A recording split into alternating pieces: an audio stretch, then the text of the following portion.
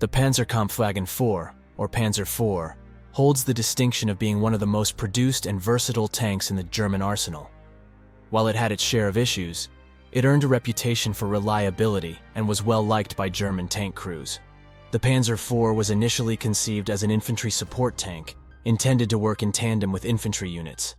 It entered service in the early 1940s and underwent several iterations and improvements throughout the war. However, it faced several challenges. One of the common issues with the Panzer IV was its limited armor protection. As the war progressed and more formidable Allied tanks entered the fray, the Panzer IV's armor proved inadequate for surviving on increasingly deadly battlefields. The Panzer IV was often armed with a 75 gun, which was effective against most early war Allied tanks. However, it struggled against heavily armored opponents like the Soviet T-34 and American M4 Sherman, which became more prevalent as the war advanced.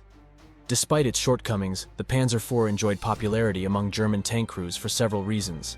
It was considered a fairly reliable tank, which was crucial in the demanding conditions of the Eastern Front and other theaters of war. Its mechanical reliability meant it was often operational when needed. German tank crews appreciated the ease with which the Panzer IV could be maintained and repaired in the field. This factor contributed to its enduring popularity. The Panzer IV was a versatile platform, capable of fulfilling various roles on the battlefield. It served not only as an infantry support tank, but also as an anti-tank vehicle when equipped with appropriate ammunition. The production numbers of the Panzer IV were impressive. Between 1936 and 1945, approximately 8,500 Panzer IV tanks were manufactured, solidifying its status as one of the most numerous German tanks of the war. In terms of combat losses, it's challenging to pinpoint exact figures due to variations across different theaters and campaigns. However, it's estimated that a significant portion of the Panzer IVs produced were lost during the course of World War II on the Eastern Front.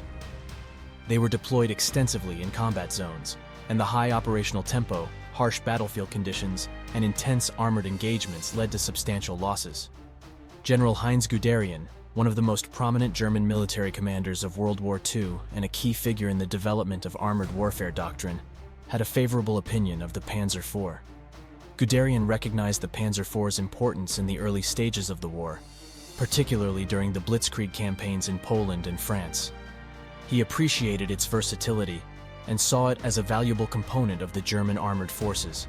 The Panzer IV's 75mm KWK-40 gun at that time was effective against most early war Allied tanks.